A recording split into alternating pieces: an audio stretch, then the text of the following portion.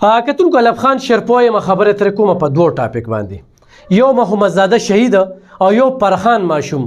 پرخان ماشوم د پاره موږ په جلاله کې خو تاسو ته پته نو مظاهره کړې وه، روډ هم بند کړو. درېیمه چې کومه ده ستاینه کومه د امن جرګې خیبر پښتونخوا د کمال شاه باچا.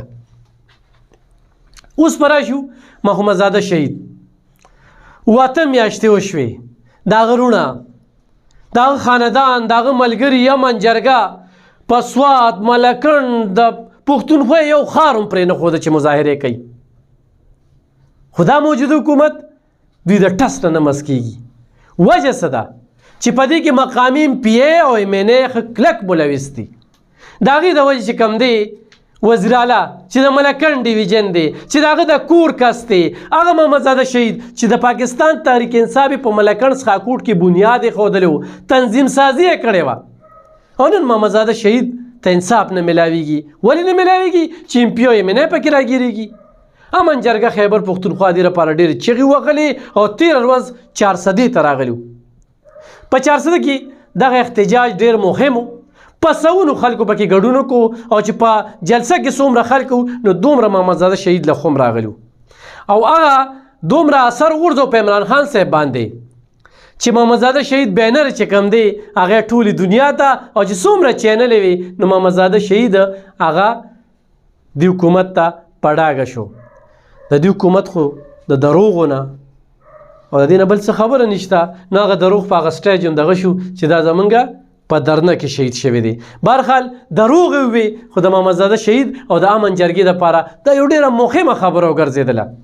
اوس خو چرې په دې حکومت کې غیرت وي، پښتو وي، انصاف وي، نو دا د صوبایي حکومت کار دی چې انصاف محمدزاده شهید له، د هغه خاندان له او امن جرګې له ورکړي، او دغه قاتلان چې بار بار یې ورسره وعدې وکړې، د پیکج یې ورسره واده وکړله، د نوکرۍ ورسره واده وکړله، هېڅ یې هم ورنه کړل.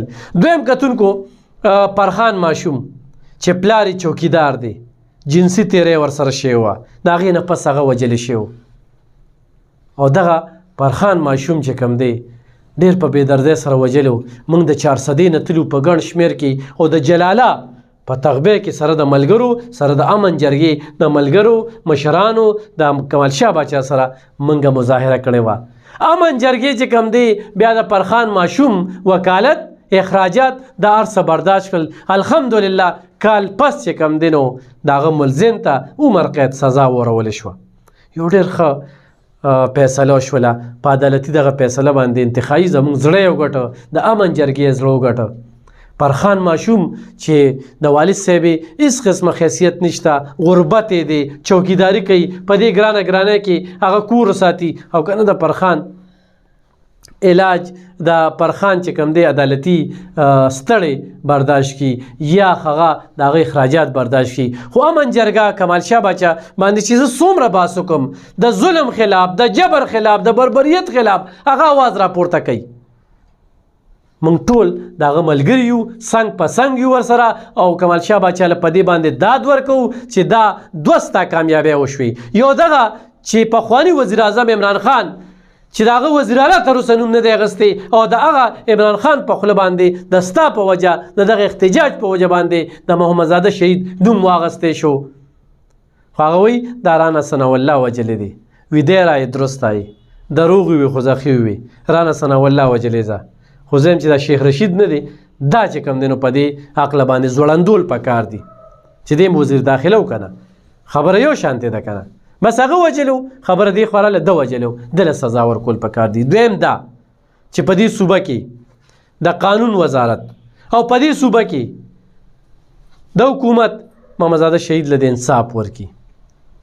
محمدزاده شهید یو قومي هیرو، موږ دپاره یو میشن پرېښودو، د آیس او سود او د بتې خلاف هغه آواز پورته کړو. انشاءالله د هغه میشن به موږ مخ په وړاندې بوځو، خو انصاف غواړو. دا صرف محمدزاده شهید له نه چې بل یو داسې خلور سره، بل یو داسې رښتیا ویونکو سره، بل یو داسې حقایق ویونکو سره بیا ونشي.